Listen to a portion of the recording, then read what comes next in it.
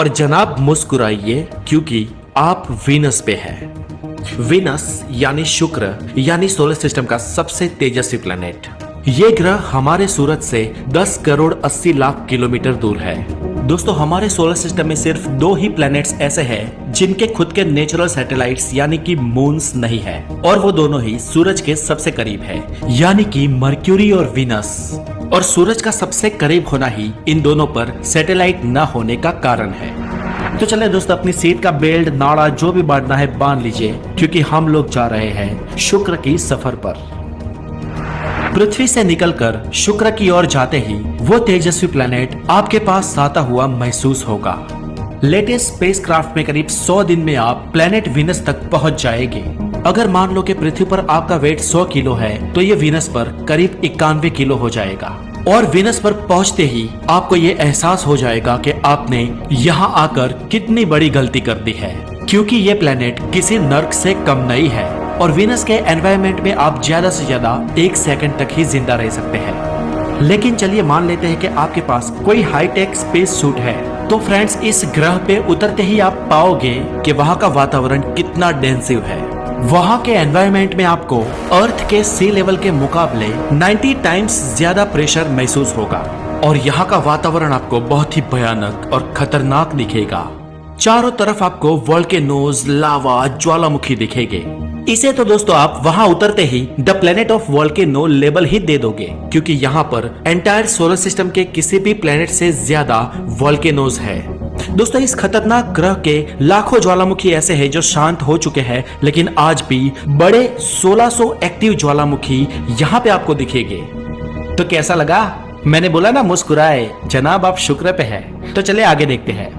दोस्तों, शुक्र का आसमान आपको हल्के पीले रंग का दिखाई देगा, क्योंकि यहाँ सल्फ्यूरिक एसिड के बादलों की कई किलोमीटर मोटी बड़ी बड़ी श्रृंखलाएं पाई जाती है। और इसी कारण शुक्र का वातावरण बहुत ही घना है, और इसलिए यहाँ का टेम्परेचर पूरे सोलर सिस्टम के सभी ग्रहों में सबसे ज्यादा है।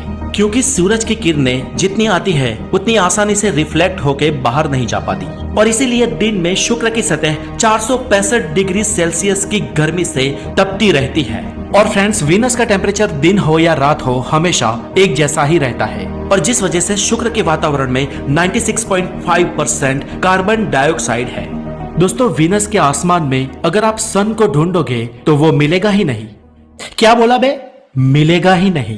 क्या पकड़ा है? अरे भाई, सच कह रहा हूँ। शुक्र की सरफेस से सूरज क्लियरली नहीं दिखता है। हाँ, दिन में प्रकाश जरूर दिखता है। आसमान में आप अपार रोशनी भी देख सकते हो, एक तरफ से लाइट भी आते हुए आप देख सकते हो। पर वीनस का वायुमंडल इतना घना है कि उसकी सरफेस से आप सन को नहीं देख सकते हो। इसके अलावा यहाँ पर दोस्तों आपको बहुत बड़े बवंडर देखने को मिल जाएंगे, जहाँ पर 350 से करीब 750 किलोमीटर पर आवर की रफ्तार से हवाएं चलती रहती है। दोस्तों, वीनस का एक दिन उसके 1 साल से भी बड़ा होता है, क्योंकि उसे अपनी धुरी पर चक्कर लगाने में पृथ्वी के 243 दिन लगते हैं, जबकि सूर्य की परिक्रमा करने में उसे सिर्फ 225 दिन ही लगते हैं। और इसलिए अगर आप शुक्र पर सवेरे सवेरे पहुंच गए हो तो दोस्तों समझ लो महीनों तक रात ही नहीं होने वाली। ये वीनस ऐसा वैसा प्लेनेट नहीं है, पूरे सूर्यमंडल में सबसे लंबा दिन इसी प्लेनेट का है। यानी देवियों और सज्जनों, शुक्र का एक पूरा दिन पृथ्वी के 8 महीने के बराबर होता है। और माना जाता है कि भूतकाल में किसी बड़े अवकाशी पिंड के टकरा जाने की वजह से शुक्र की अपनी धुरी भ्रमण की गति धीमी हो गई है। दोस्तों, शायद इसी वजह से शुक्र के साथ एक और चीज भी हुई हो सकती है। हमारे सोलर सिस्टम में वीनस और यूरेनस को बात करो तो सभी प्लैनेट अपनी धुरी पर काउंटर क्लॉकवाइज घूमते हैं। पर फ्रेंड्स, यूरेनस और वीनस ये 2 ही प्लैनेट सोलर सिस्टम में ऐसे हैं जो सभी ग्रहों के मुकाबले उल्टा घूमते हैं। दोस्तों, फिलहाल जो हमारे पास टेक्नोलॉजी है उससे तो हम वीनस के एटमॉस्फेयर को सह नहीं सकते हैं। सन 1970 से 1982 के बीच द यूएसएसआर यानी कि सोवियत संघ ने वीनस पर करीब 10 मानव रहित यान उतारे थे, जिनमें से 8 की सॉफ्ट लैंडिंग भी हुई थी। लेकिन सभी ने वीनस के वातावरण में दम तोड़ दिया, जिनमें से वेनेरा 13 ही एक ऐसा स्पेस प्रोब था जो सॉफ्ट लैंडिंग करके वीनस की सरफेस पर 127 मिनट तक एक्टिव रहा, और करीब 2 घंटे तक उसने शुक्र से पृथ्वी पर डेटा ट्रांसमिट किए थे, जिससे हमें वहां के अंदरूनी वायुमंडल के बारे में पता चला। और फिर इसने भी करीब 127 मिनट बाद दम तोड़ दिया। अब दोस्तों आप सोचो, शुक्र पर किसी इंसान को भेजना कितना खतरनाक होगा। लेकिन फिर भी thanks to the science and technology के जिनके बदौलत हम शुक्र पर ना गए होते हुए भी शुक्र के अंदरूनी वायुमंडल के बारे में जानते हैं। दोस्तों यहाँ पर अब जो आप आगे देख रहे हो वो कोई एनिमेटेड नहीं, लेकिन वो रशियन प्रोब द्वारा ली गई वीनस की असली तस्वीरें हैं।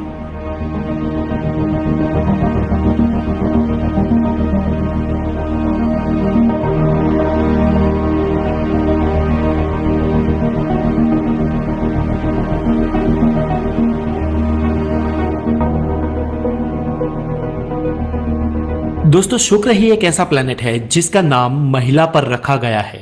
इसका नाम प्यार, सुंदरता और अफेक्शन की एक रोमन गॉडेस पर रखा गया है। दोस्तों फ्यूचर के लिए साइंटिस्ट सोच रहे हैं कि शुक्र पर कुछ और मानव रहित प्रोब भेजे जाए, क्योंकि उनको लगता है कि वहां पर बहुत ही माइक्रो लेवल पे, यानी ये बैक्टीरिया, वायरस जैसे सूक्ष्म रूप में जीवन मौजूद हो सकता है। तो अब इस पर आप क्या सोचते हो, हमें कमेंट में जरूर बताएं। तो दोस्तों आज के लिए इतना ही। हमारी नेक्स्ट जर्नी होगी द प्लेनेट मार्स। अपना बहुत सारा ध्यान रखें। Have a good day, take care.